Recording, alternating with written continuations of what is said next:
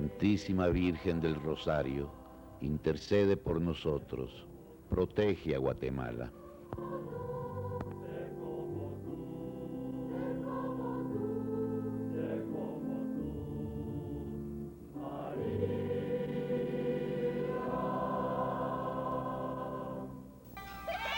Hoy olí una rosa, qué rico olía. Me dijeron que era María. Yo nunca he visto el color amarillo porque no puedo ver, pero me explicaron que era como el sol. Debe ser un color caliente, porque así siento el sol cuando me da en la cara. Dicen que eso es porque es brillante. A mí me gusta imaginarme las cosas que me cuentan. Brindémosle la oportunidad de que vivan y sientan como los demás. Ayude al Comité Pro Ciegos y Sordos. Compre números de Lotería Santa Lucía. En el corazón de la ciudad, Centro Comercial Real del Parque le brinda las mejores comodidades para ir de compras, almorzar, tomarse fotos, embellecerse y hasta pintar su casa. Aproveche la comodidad de nuestro parqueo sobre la 7ª Avenida. ¿Y qué espera? Venga, conózcanos y quédese con nosotros. Real del Parque, en el corazón del centro histórico.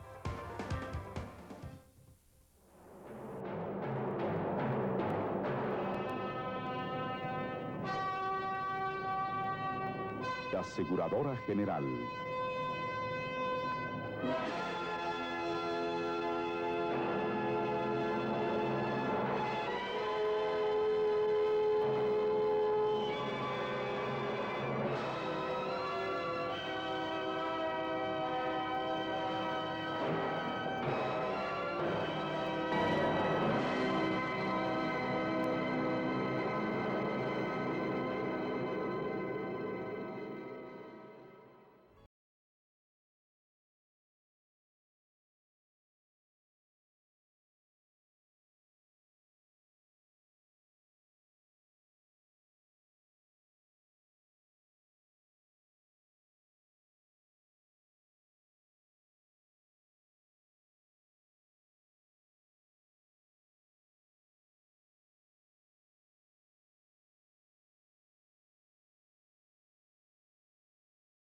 La corporación farmacéutica privada más grande de Guatemala, Grupo Farma, a través de una de sus empresas, Industrias Bioquímicas, con la tecnología y equipo más avanzado, cumpliendo con normas internacionales, buenas prácticas de manufactura y un estricto control de calidad, produce actualmente medicamentos genéricos, cubriendo las necesidades de salud de la población guatemalteca. La medicina al más bajo precio se distribuye en farmacias de la comunidad, en toda la República. Hay una cerca de usted. Fundabien, estamos contigo y con todas las instituciones que hacen tanto bien en nuestro país, como el Comité Pro Ciegos y Sordos de Guatemala, Liga contra la Tuberculosis, Liga Nacional contra el Cáncer, Sociedad Protectora del Niño. Gracias, muchas gracias por estar con nosotros en una emisión más de su noticiero de TV, amigo Cuestión de Minutos, el decano de la prensa televisada en Centroamérica. 47 años en la televisión nacional. Como hoy es costumbre, amigos televidentes, en el mes de septiembre, Aseguradora General, Sociedad Anónima, hace un acto cívico sumamente especial, repetir, con motivo de la independencia de nuestra patria. En esta ocasión, Aseguradora General Sociedad Anónima se honra en invitarle a su acto cívico para conmemorar el aniversario de la independencia de Centroamérica, en el que el doctor Manuel Ayao Cordón disertará sobre el tema La desconfianza en la libertad.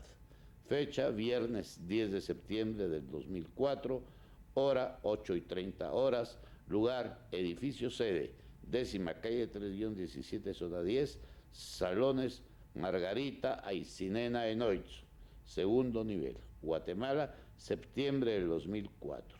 Vino de honor. Vuelvo a repetir, fue extraordinaria la disertación, muy emotivo el acto cívico, y felicitamos y agradecemos la invitación a la Aseguradora General Sociedad Anónima.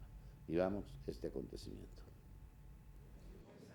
En nombre de Aseguradora General Grupo Generali, damos a ustedes una cordial bienvenida y nuestro agradecimiento por haber atendido nuestra invitación para celebrar juntos esta hermosa mañana el 183 aniversario de la independencia de Guatemala, y es para mí un privilegio presentarles a los honorables miembros del Consejo de Administración y a los invitados especiales, algunos que están todavía en camino de llegar.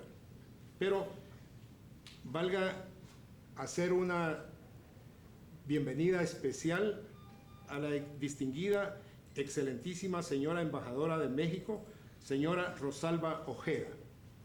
Excelentísimo señor embajador de Italia, doctor Pietro Pocarelli. Al ingeniero Juan Carlos Páez Mendoza y señora, presidente del CACIF. Al licenciado Lizardo Sosa, presidente del Manguat.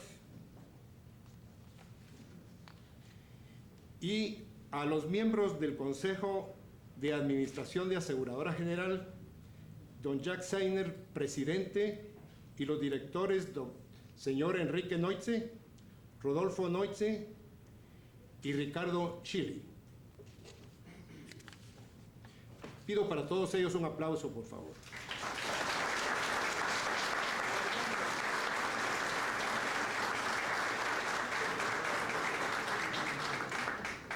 Muchas gracias. Nuestra conmemoración de esta mañana se inicia con el ingreso de nuestro pabellón nacional al recinto, portado por la señora licenciada Clemencia de Chávez, escoltada por los señores Raúl Cortés Rabé y José Cofiño Aldana, tres distinguidos colaboradores de Aseguradora General, a quienes se les ha encomendado el honor de portarlo con toda solemnidad a su sitial de honor esta mañana a los acordes de la Granadera.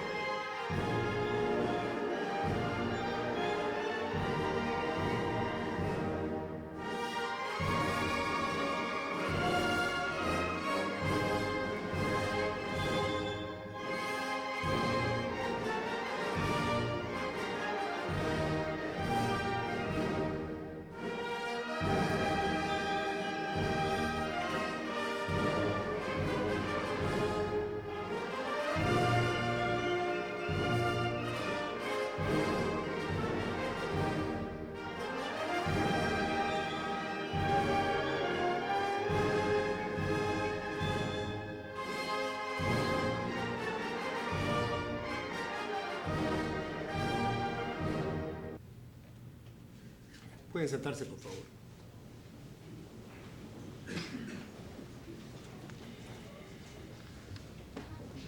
Nuestra organización, con este acto cívico, desea contribuir con el trabajo incansable en el que muchos guatemaltecos están empeñados, habiéndonos trazado como objetivo fomentar el conocimiento de nuestra historia y darle vigor a la divulgación de los valores cívicos. El concepto de nación pierde sus bases cuando los hombres y mujeres de un país no se unen para defender la soberanía nacional, para defender sus derechos ciudadanos, para enaltecer sus raíces, para preservar con celo las señales de su historia y para proteger orgullosos y altivos los signos de su cultura.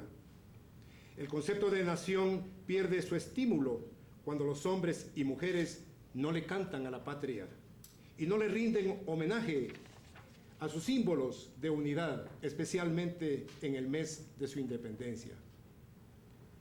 La esencia de nuestro acto cívico es exaltar y reverenciar nuestros símbolos patrios. Es tomar con respeto y solemnidad nuestro pabellón nacional para portarlo e instalarlo en su sitial de honor. Es jurarle lealtad y rendirle el más sublime homenaje. Es despertar en nosotros aquellos valores que elevan nuestro espíritu ciudadano en busca de la libertad, porque creemos que solo la libertad permite que en una nación se den las condiciones indispensables para que haya justicia, armonía, tolerancia, respeto y solidaridad, y que sus hijos, inspirados en esos valores ciudadanos, puedan encontrar la paz. Nuestro acto cívico es una demostración pública de emoción, de regocijo, de esperanza, y también es un grito espiritual de estímulo y una llamada de atención a nuestro conciudadano, a aquel que lleva dentro de su corazón la llama libertaria que le ilumina, a aquel que le conduce por un camino azaroso para formar su familia en esta patria amada, y que busca afanoso un entorno de confianza en donde encontrar con certeza un techo que le cobije, un maestro que le enseñe, un trabajo que le proteja, un pedazo de tierra a la que le pueda llamar mi patria. En ese afán que el guatemalteco honesto se ha fijado para fomentar sus valores y principios y preservar los signos de la libertad, muchos de nosotros hemos vivido en carne propia el fuego de nuestro patriotismo y hemos levantado en alto el estandarte de la nacionalidad. Y hoy, en estos días de tantas y duras pruebas, cuando con tristeza vemos que la patria ha padecido tantas dolencias inferidas por algunos de sus propios hijos, como una afirmación de nuestra fe, como guatemaltecos, estamos reunidos hoy para decir: aquí estamos, querida Guatemala, unidos todos para reverenciarte en el 183 aniversario de tu nacimiento, fusionados hombro con hombro, luchando por conseguir el desarrollo, el bienestar y la confianza de tus hijos, para hacer de ti una nación capaz de participar con toda dignidad en el concierto de las naciones del mundo.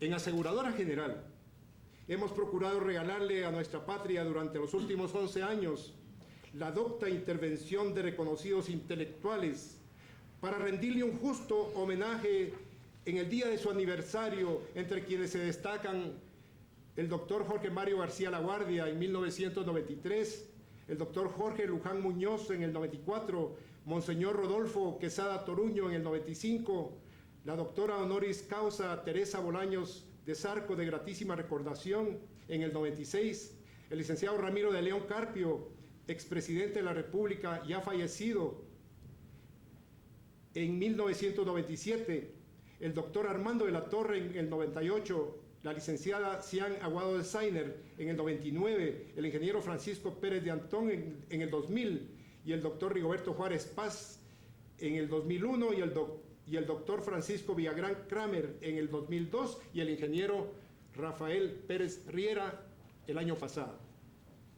Esta mañana se le ha extendido invitación a un distinguido y respetado guatemalteco que ha edificado a lo largo de su sobresaliente vida ciudadana una historia personal que le permite brillar con luces propias que le han colocado en una alta y relevante posición desde donde él con particular entrega ha dedicado sus mejores esfuerzos por el desarrollo de Guatemala como nación. Posee además suficientes créditos y ejecutorias personales que le dan voz autorizada y amplio y respetado criterio para hablarnos sobre temas que se relacionan con los intereses de la patria. Me permito trasladar unas pocas notas especiales y personales de nuestro invitado de honor.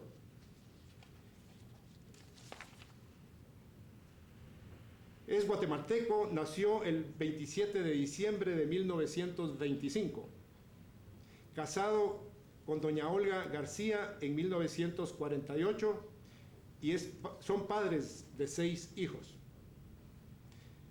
Es ingeniero, doctor en letras humanistas, doctor en leyes, Como empresario, durante 40 años estuvo al frente de un grupo industrial guatemalteco, productor de gases industriales y energía hidroeléctrica, expresidente de la empresa dedicada a la producción y venta de piso cerámico y azulejo. Ha sido ejecutivo y miembro de la junta directiva de varias empresas, incluyendo IBM Latinoamericana y la Bolsa de Valores de Guatemala, de la cual fue su presidente fundador. En 1958 fundó el Centro de Estudios Económicos y Sociales en Guatemala para estudiar y diseminar la filosofía y los fundamentos económicos, jurídicos y éticos de la sociedad libre, institución de la cual surgió en 1972 la Universidad Francisco Marroquín, de la cual fue su rector hasta 1988 y que actualmente sigue siendo su rector emérito. Ha sido miembro del Mount Pelerin Society desde 1964 y fue su presidente durante el periodo 1978-80, así como fiduciario del Foundation for Economic Education de Nueva York. Actualmente es miembro de la junta directiva de Liberty Fund, Inc., de Indianápolis. Ha sido miembro en dos ocasiones del Consejo del Banco Central, director de 2 bancos comerciales, vicepresidente del Instituto de Electrificación, vicepresidente de la Cámara de Industria, fiduciario de la Philadelphia Society, miembro del Honorary Engineering Society Tau Beta Pi y designado alumno distinguido de la Universidad de Luisiana. Y ha incursionado en política también. En el año de 70 al 74, fue miembro de la Asamblea Legislativa y fue candidato presidencial y vicepresidencial en 1990. Ha publicado libros. Ayer precisamente uno de nuestros colaboradores de la compañía me indicaba que él había leído con mucho placer y que lo recordaba, Cómo mejorar el nivel de vida, libro de nuestro invitado de honor. Hay otro libro que se llama De Robinson Crusoe a Viernes, El comercio, la década perdida, el proceso económico. No tenemos que seguir siendo pobres para siempre. También numerosos panfletos y artículos en diarios y periódicos de Guatemala, América Latina, Europa y los Estados Unidos. En el Wall Street Journal y en Ideas on Freedom. Esta mañana nuestro orador oficial invitado nos ofrecerá la interesante conferencia que él ha intitulado La desconfianza en la libertad, la cual versará precisamente sobre las razones por las que estamos congregados el día de hoy. Señoras y señores, tengo muchísimo gusto en nombre de Aseguradora General de presentarles a ustedes al doctor Manuel Ayau Cordón, orador oficial invitado.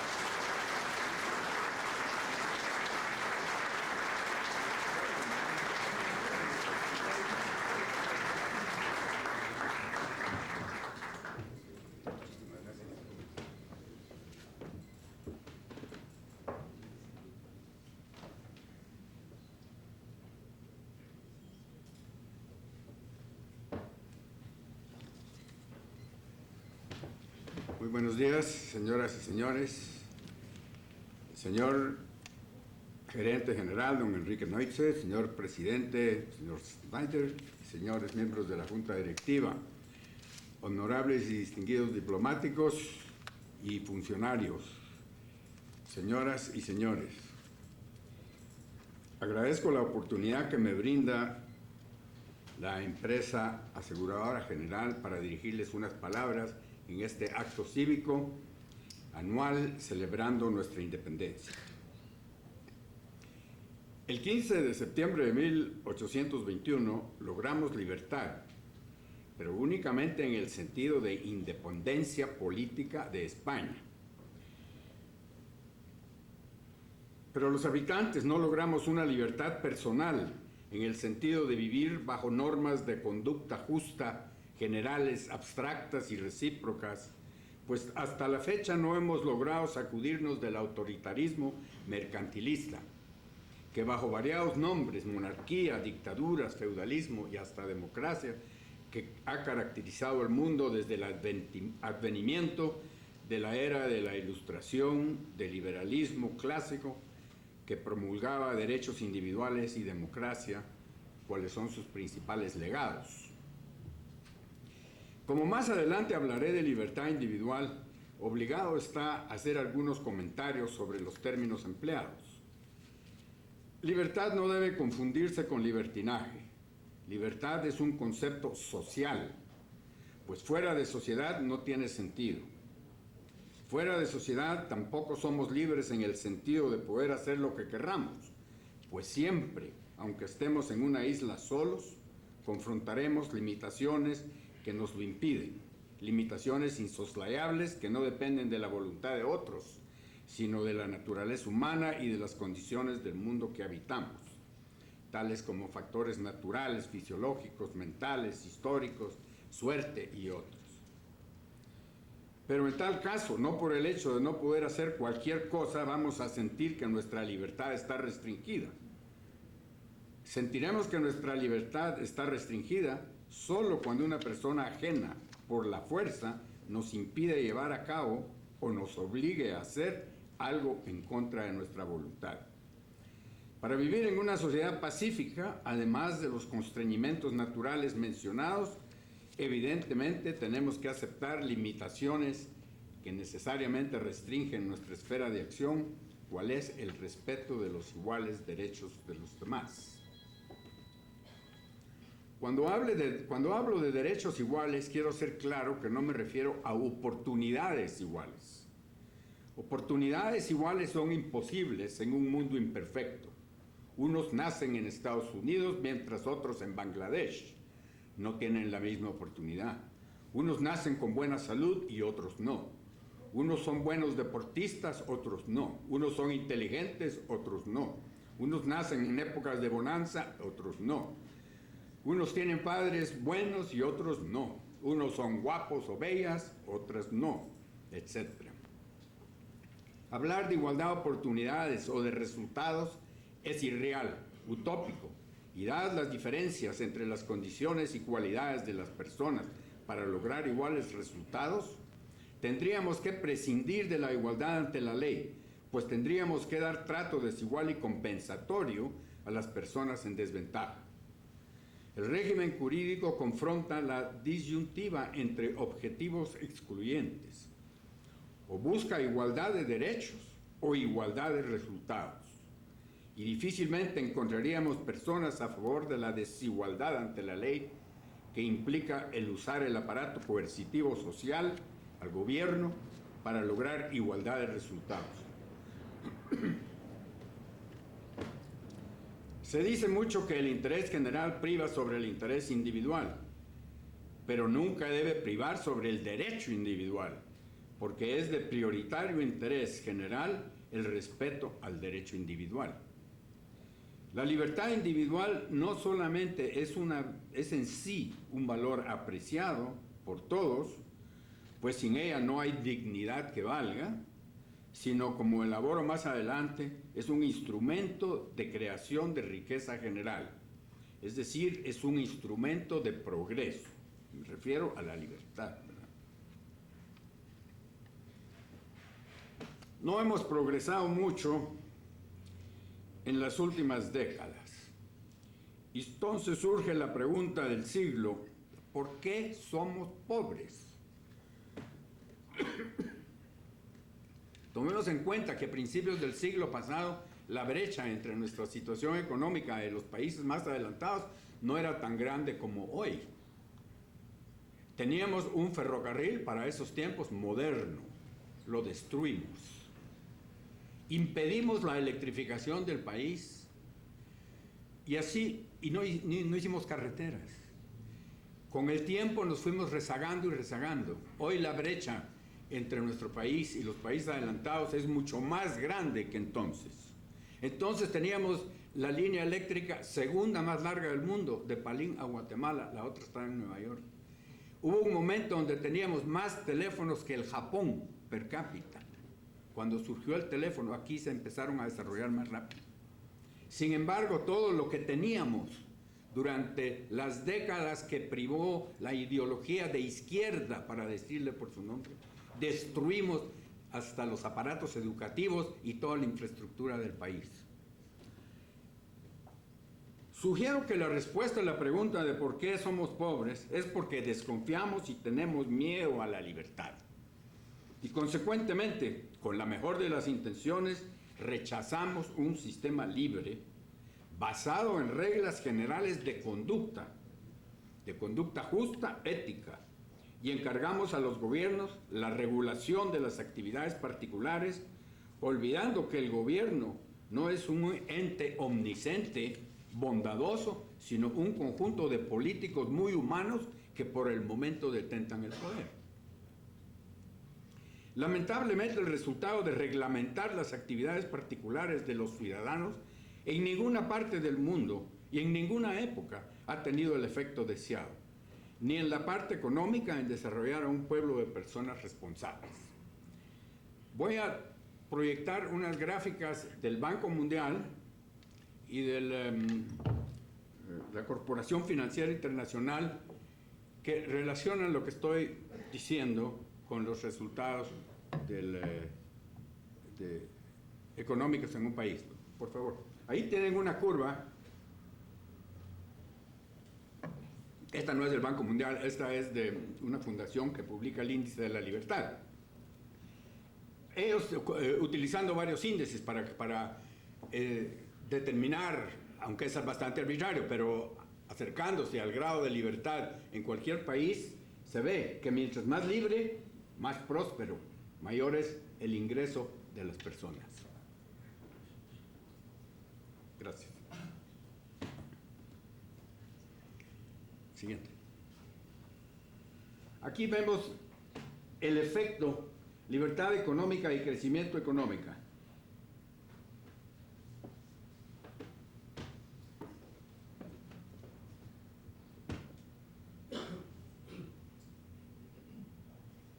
Aquí hay mucha mayor regulación, aquí hay menor regulación. Menor regulación aquí, perdón, me equivoqué. Mayor crecimiento. Mayor regulación, menor crecimiento. Más regulación, menos productividad. Aquí hay menor regulación, la productividad es más alta que donde hay mayor regulación. El costo de la regulación, de los procedimientos para empezar un negocio, donde el costo es menor y donde el costo es mayor, el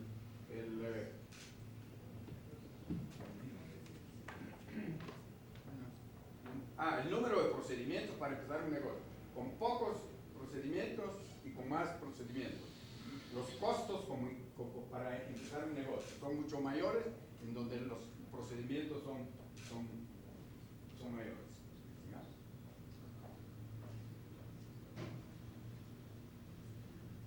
Ingreso per cápita como porcentaje del ingreso mínimo, capital mínimo como porcentaje del ingreso per cápita, países ordenados por ingreso medio en cuartil.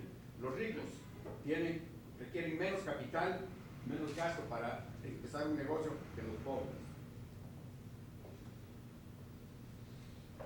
Inflexibilidad laboral. En este cuadro se ve que mientras más inflexible es la legislación laboral, más bajo es el ingreso laboral. Las condiciones de empleo son peores y los trabajadores están peor. ¿Sigamos? Mientras más regulaciones hay, más economía informal hay.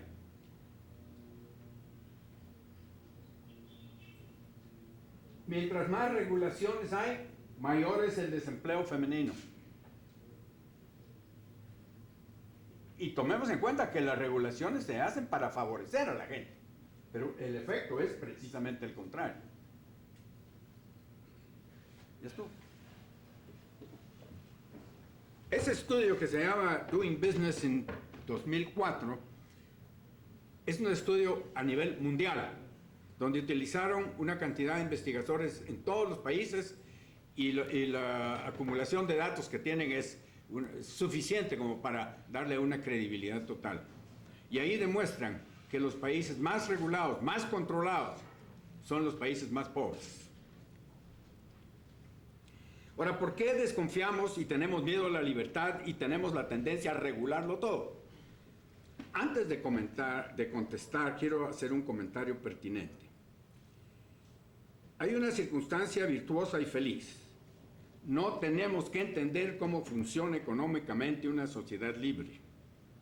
Un chiquillo puede utilizar dinero para comprar un sorbete sin saber teoría monetaria.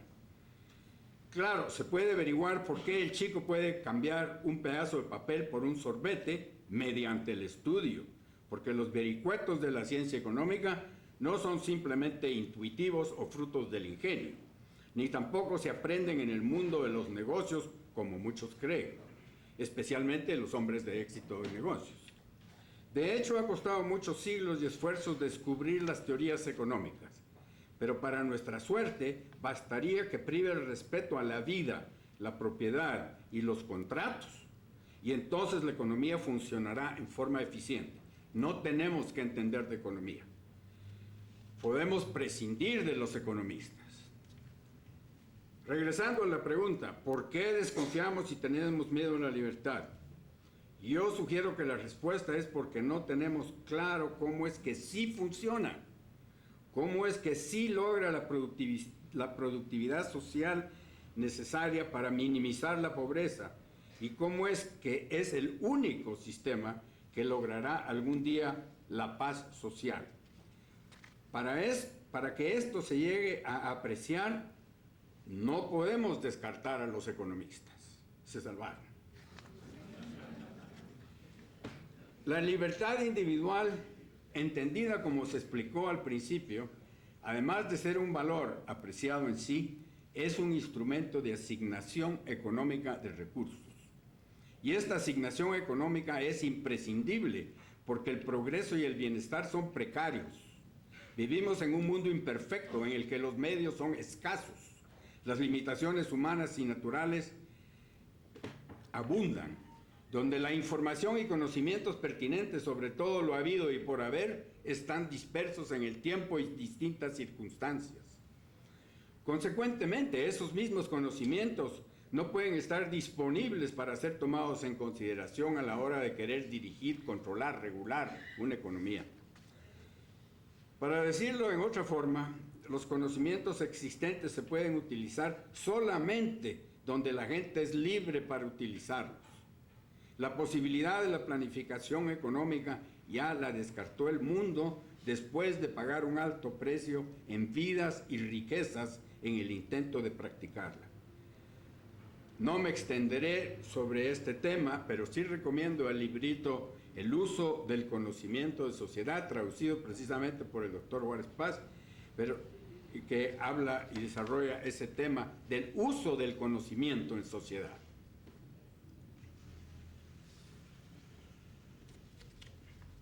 No confiamos y hasta nos da miedo la libertad, en parte por la tendencia natural que tenemos de creer que toda organización, todo orden, tiene que ser inventado, diseñado, con sus objetivos definidos, regulado y ordenado deliberadamente y jerárquicamente dirigido.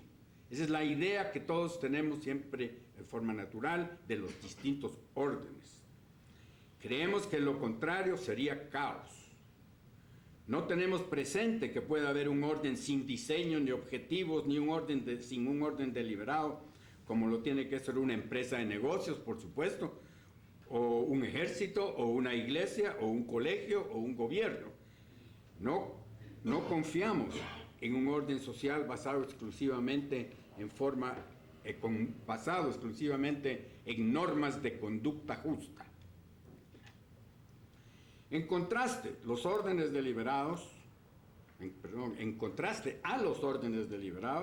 los órdenes espontáneos se rigen por relaciones causales, universales y certeras, que llamamos leyes, como las leyes de la gramática, de la física y de las leyes económicas. las cuales han sido descubiertas y no inventadas. El estudio de su orden no es histórico, es decir, no lo conocemos investigando qué tenían en mente sus inventores y proponentes. Es un proceso de descubrimiento, como se descubren, por ejemplo, los códices mayas. En cambio, si queremos saber cómo funcionan los sistemas inventados, como el socialismo, fascismo, nazismo, peronismo y todos esos, el procedimiento sí es histórico, investigando qué es lo que tenían en mente sus inventores. A continuación, pongo algunos ejemplos de órdenes espontáneos que vivimos a diario, aunque generalmente no los percibimos como tales.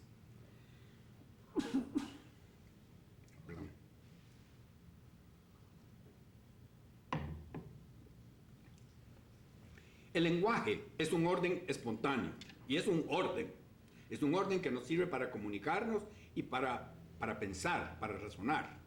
Nadie lo inventó. Las leyes y las reglas del lenguaje las descubrimos. Descubrimos que tal palabra se usa así siempre y le vamos a poner verbo o adjetivo o según cómo se use. Pero no tenemos que saber gramática para hablar. La gente interesada puede investigar cómo es la gramática, cuáles son sus leyes y sus reglas. Pero aquí me tienen a mí hablando con ustedes y yo no sé nada de gramática. Y quiere decir que no se necesita saberla, pero sí es conveniente. También se salvaron los gramáticos, Otro fenómeno muy importante que todos los días vemos, que nadie lo inventó. No es cierto que lo haya inventado Lizardo Sosa. El dinero. El dinero es un fenómeno que precede a las juntas monetarias por miles de años. Las bancas centrales es un fenómeno bastante reciente. No es cierto que la crió el señor el octavo día. Y si lo usamos todos los días. Hasta la fecha todavía hay discusión de cuál es la verdadera naturaleza del dinero. Hay teóricos monetarios discutiendo sobre eso. Bueno, pues si todavía no se entiende claro, no es factible que alguien haya inventado ese sistema de intercambio indirecto que utilizamos todos los días. Ahí hay un fenómeno crucial, importantísimo, que es un orden totalmente espontáneo. La preocupación que todos... No, la preocupación no, porque no están preocupados por eso. La necesidad más grande que tienen todos mañana y hoy más tarde, la más importante, no les preocupa a todos ustedes en lo más mínimo. Se tienen que alimentar. Y estoy seguro que nadie aquí está preocupado de si va a encontrar comida en la cantidad, calidad y al precio que la necesita cerca de su casa. Imagínense ustedes la logística de abastecer a una ciudad de comida. ¿Dónde se siembran las lechugas? ¿Quién las trae? ¿De qué tamaño la carreta? ¿Dónde la pone? Si ustedes van en la mañana al mercado, hay una actividad tremenda que se está llevando a cabo. En la tarde van ahí a ver qué sobró, y no sobró ni el 1%. ¿Quién calculó cuánto iban a comprar? ¿Quién le puso precio a las cosas? ¿Quién dice dónde poner las tiendas? Esa es una organización exhaustiva, enorme, espontánea. Nadie la dirige. En los casos en que la han tratado de dirigir, como en Rusia, lograron una famina. Y por eso la mayor parte de la comida ahí era producida y intercambiada en un mercado, tolerado por las autoridades. Otra organización espontánea, la economía informal, que es enorme en todo el mundo. En Francia, 25%. En Guatemala, yo creo que es como el 50%. La gente rehúye las reglamentaciones, las regulaciones y la autoridad discrecional burocrática sobre sus actividades diarias y se refugia en donde pasa desapercibido en la economía informal. Por supuesto, nadie lo organizó, nadie lo inventó, simplemente como las otras organizaciones espontáneas, los otros órdenes espontáneos, sucedió por necesidad y sucedió en forma ordenada.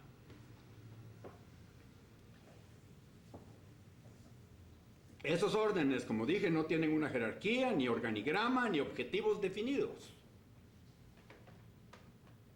Nunca alguien se sentó a decir el objetivo de tener dinero es tal. No. Ni ninguno de los órdenes ha sido hecho a base de regulaciones. Y todos tienen sus mecanismos de regulación, espontáneos, implacables, y tiene el sistema de premios y castigos. Premian a los que sirven bien a la sociedad y castigan a los que no. Entre esos factores reguladores tenemos varios. Primero está el maravilloso sistema de precios relativos, que es otro orden que nadie inventó, que nos da la información pertinente para que tomemos decisiones racionales y económicas, resumidas a una cifra numérica, que podemos comparar con otras cifras, y que nos transmite toda clase de conocimientos para que ajustemos nuestros actos diarios a la situación real del mundo. Por ejemplo, la señora que vende pasteles en Zúrich, si no llovió en Nebraska, que produce mucho trigo, tiene que reducir el tamaño del pastel o subirle el precio al pastel y perder clientes por haberle subido el precio. Ahora, ¿cómo sabe ella que tiene que ajustar la cantidad de trigo porque no llovió en Nebraska? Ella tal vez no sabe dónde queda Nebraska, ni tiene que saber meteorología si va a llover este año. El precio se lo transmite, sube el precio para eliminar los usos más marginales de ese recurso o de ese servicio y que se quede abastecidos los usos más importantes, en orden de prioridad de la sociedad. Eso lo hace el sistema de precios relativos. Es un sistema que coordina ese orden espontáneo. El otro factor es la competencia. Y por competencia no me refiero a la existencia físicamente de competidores, sino a la entrada en impedimentos a entrar al negocio. Una persona puede ser el único abastecedor de las cosas, pero si no está prohibida la entrada al negocio, ese no es un monopolio. A mí me han criticado mucho porque me decían, usted tiene un monopolio. Y yo les decía, no, yo tengo 5 monopolios. Yo, por ejemplo, fabricaba cinchos para enfardar algodón, pero no estaba prohibido que otros no los fabricaran. Fabricaba electrodos para soldar, era el único, pero no estaba prohibido que otros los fabricaran. Fabricaba gases industriales, no estaba prohibido que otros los fabricaran. No se puede evitar que haya uno primero.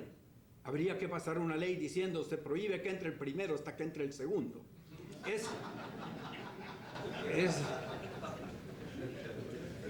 Por eso la definición de monopolio la tenemos que revisar en nuestra mente. Lo que da un monopolio es cuando está prohibida la entrada en iguales condiciones a los que están. Porque si no son iguales, ya algunos tienen un privilegio y entonces ya la competencia no cumple su función reguladora. Obviamente la competencia se puede anular con la intervención estatal, que es como generalmente se hacen los monopolios dañinos, pero no se puede evitar pagar el precio de anular. Se anula la competencia o se restringe el acicate de la competencia, estableciendo dificultades para entrar a competir y con restricciones arancelarias o no arancelarias, o otros impedimentos para que no vengan productos del exterior. Porque un país pequeño que no tiene suficiente competencia interna, absolutamente necesita la competencia del exterior para mantenerse eficiente. Si se cierra a la competencia del exterior, se vuelve ineficiente. Y claro, ese costo se va a pagar con pobreza. Ese es el costo de no permitir la competencia. El tercer factor regulador del mercado libre en el sentido que hablé antes, libre en que cada quien decide qué va a hacer, siempre que sea un acto pacífico, respetando las normas del derecho y con buena conducta. El tercer factor regulador es el fenómeno conocido como pérdidas y ganancias. Debido al desconocimiento de la economía, no se aprecia la función social de las ganancias y de las pérdidas. Con un criterio simplista, se cree que la ganancia es lo que los empresarios agregan a sus costos. Inclusive muchos empresarios creen que ellos son los que ponen los precios de lo que venden, cuando en verdad es el mercado el que pone los precios. Y la empresa subsiste y obtiene lucro solo si sus costos son menores a los que fijó el mercado. De lo contrario, no hubieran quiebras. Y según estadísticas, recuerdo que de cada 10 empresas que se establecen, 7 no llegan a los 10 años. Como aseguradores, ustedes sabrán que no ponen arbitrariamente el valor de sus primas. Si así fuese, ¿por qué no las duplican? Ustedes recurren al sistema de prueba y error, estimando el volumen que venderán según el precio para establecer sus primas. Pero el precio ya está puesto por el mercado. La función de las pérdidas, la función social de las pérdidas, es impedir que se desperdicien los recursos sociales. Cuando una persona está perdiendo su patrimonio. Ese tiene un límite muy chiquito, generalmente. No es como cuando una empresa estatal está perdiendo. Está fracasando y perdiendo. Entonces aduce que para no fracasar lo que necesita es que le pasen más dinero al pueblo. El empresario cuando fracasa termina su fracaso porque se le acaban los recursos. Y termina porque está desperdiciando los recursos sociales. Y el que está utilizando los recursos sociales bien es premiado por los consumidores. En una sociedad donde la gente es libre de escoger a sus proveedores sin intervención del gobierno para desviar las compras, los empresarios compiten por los favores de los clientes. La gente en su papel de consumidor es despiadada y busca solo quién mejor satisface los requerimientos propios y familiares. Es decir, escoge al empresario que los enriquece más. Hace fortuna quien satisface mejor a la sociedad entera. Todos están intentando servir mejor a los demás, enriqueciéndolos. Todos están compitiendo por el dinero de la gente. Y la única manera de que la gente le entregue ese dinero es satisfaciéndolo mejor que otros. Y ni siquiera según el gusto del empresario, según el gusto de la gente. Aunque de acuerdo al empresario la gente tenga mal gusto. No importa. Yo soy funcionario de una empresa que fabrica pisos de cerámica. Y ahí hay una regla, que lo que me gusta a mí no se vende. Entonces, si me gusta, no lo hacen.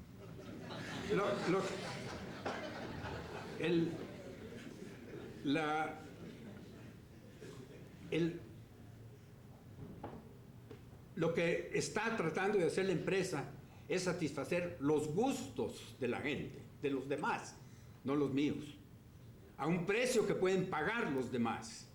Si yo no logro eso, hay bastante competencia del exterior e interna que me sacará del mercado. Me castigarán por no satisfacerlos mejor que otros. Yo no me puedo imaginar un sistema que ponga a toda la gente, a los buenos, los regulares, los pícaros, a todos, a servir a los demás, so pena de perder patrimonio propio. No existe otro sistema. No dependemos de solo los buenos, de todos en el mercado. Si no sirven a los demás, pierden su patrimonio. Esa es una de las funciones sociales de las utilidades. A mí me gusta contar que yo hago algunos negocios con Bill Gates. Cada vez que compro un programa, estoy haciendo un negocio con Bill Gates. Y supongamos que a ella le sale muy barato fabricar un programa más. Y que si lo compro en $200, 99 son utilidades para él. ¿Y cuánto gané yo? Yo gané varios miles de dólares. Porque el programa me sirve y lo valorizo yo, el servicio que me da el programa, es mucho más de los $200. Yo gano mucho más que Bill Gates cada vez que hago un negocio con él. Ahora, él hace más negocios. Por supuesto que el sistema libre tiene costos, pero la alternativa es más cara, la endémica pobreza. Como lo muestran las curvas del Banco Mundial que mostré al principio. También hay que tomar en cuenta que, por supuesto, el progreso causa lo que el economista Schumpeter llamó destrucción creativa, en el sentido que todo adelanto convierte en obsoletos los métodos viejos y hasta los conocimientos viejos. Los tractores desemplearon a los obreros de las fincas, los computadores a los calculistas, los puentes a los lancheros, los camiones a los carreteros, los bienes importados baratos a las producciones caras locales. Pero todos los adelantos que abaratan nuestra vida, nuestras provisiones, liberan más ingreso de toda la gente, creando así más plazas para satisfacer ese aumento en el poder adquisitivo de la población. Se destruye lo caro para adoptar lo más satisfactorio. Ese proceso de destrucción creativa es insoslayable si queremos estar al día, progresar, enriquecer al país. Todas las economías que hagamos en las compras liberan poder adquisitivo de la gente para comprar otras cosas. El costo de proteger inversiones no económicas es lo que la gente ya no puede comprar con la economía que hubiese hecho. Y hablando del dumping, me acuerdo el dumping más grande que existe en el mundo. Nosotros estamos importando, somos sujetos del dumping de energía más grande que nos podemos imaginar, lo cual lo podríamos evitar cerrando todas las ventanas, porque el calor viene del sol y no nos está cobrando. Nosotros podríamos, imagínense las grandes inversiones que podríamos hacer en plantas generadoras para sustituir la luz solar y el calor solar, pero no, como nos viene gratis por dumping, toda esa inversión que hubiésemos hecho la podemos hacer en otras cosas que no nos vienen gratis. De manera que no debemos tener nunca miedo a aceptar las cosas que nos vienen más baratas y hasta gratis. Por último, quiero sugerir la eliminación de algunos impedimentos al progreso que es indispensable eliminar para liberar a nuestros campesinos de su pobreza. No pretendo que sean una panacea, pues las sugerencias son exclusivamente institucionales, y estoy muy claro que no habrá progreso sin un poder judicial bueno y sano, funcional, independiente, y con una buena infraestructura en vías de comunicación. Claro que esas cosas son necesarias, pero aunque los tuviéramos, si no eliminamos los impedimentos que a continuación voy a mencionar, no salimos de pobres. Nuestros pobres se van al extranjero, ¿por qué? Por falta de oportunidades de trabajo en el país. Pero nuevas oportunidades que pujen todos los salarios para arriba requieren de grandes inversiones. Cada inversión que se hace en una entidad productiva necesita jalar trabajadores de donde estén. Quiere decir que les tiene que ofrecer algo mejor de lo que ya tienen. Y en ese intento de buscar por aquí y no lograrlos, o buscar por allá y no lograrlos, puja todos los salarios del país para arriba. Infinitesimalmente, porque las empresas son pequeñas en relación a toda la economía. Pero cada empresa que se establece puja todos los salarios del país para arriba, porque aumenta la demanda de mano de obra. Y están mejorando el salario, porque si no la gente se queda donde está.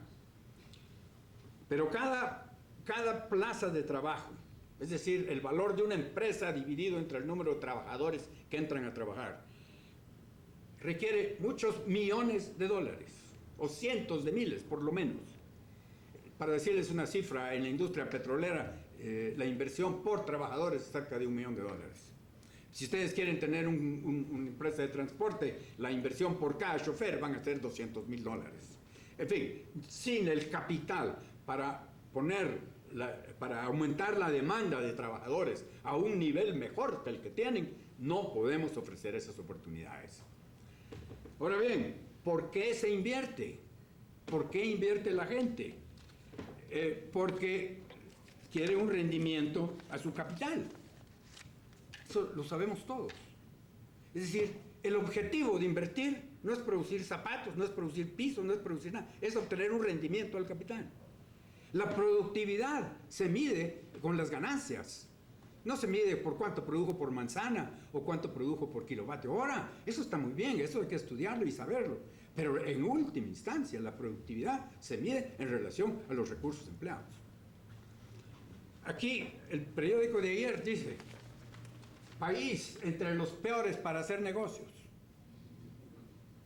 Señores, eso es una tristeza. Una tristeza. Y eso es obra nuestra, eso es obra humana. El haber convertido a este país en uno de los peores del mundo para hacer negocios es responsabilidad de nosotros los guatemaltecos. ¿Qué recomiendo yo? Si el objeto de invertir es tener un rendimiento, ¿cómo se nos ocurre tener un impuesto de 31% al rendimiento de las inversiones de capital? Normalmente se le pone impuesto a lo que uno quiere desalentar y se le quita impuesto a lo que uno quiere alentar. Si uno quiere inversiones, no le pone un impuesto de 31%. Con eso elimina una cantidad de inversiones. Ya no es competitiva la inversión en Guatemala. Porque tenemos que recordar que Guatemala no solo tiene ese 31%, sino otra gran cantidad de desventajas para el que está decidiendo en qué país va a invertir sus dineros. Eso hay que quitarlo, eliminarlo, y ya no hacerle caso a los consejos de las entidades internacionales que quieren que a través del sistema impositivo redistribuyamos riqueza. Señores, primero hagamos la riqueza, creámosla, pero no estemos pensando en cómo impedir la creación de plazas de trabajo. Porque los que ya hemos hecho algo de fortuna, estamos bien. No es por ellos que estoy diciendo yo que hay que quitar el impuesto sobre la renta. Es por los campesinos que están en la montaña y que no tienen oportunidades de trabajo y que no van a salir de la montaña si no se quita ese impuesto, entre otras cosas. Pero con eso basta para que no surjan la cantidad de empresas que podrían surgir aquí. De manera que esa es mi primera recomendación. Rechacemos esos consejos, inclusive de gobiernos exteriores. Adoptemos la política que ellos tuvieron cuando eran pobres para hacerse ricos y no las políticas que han adoptado ahora que ya son ricos. El tiempo en televisión. Dios mediante, continuaremos en la emisión.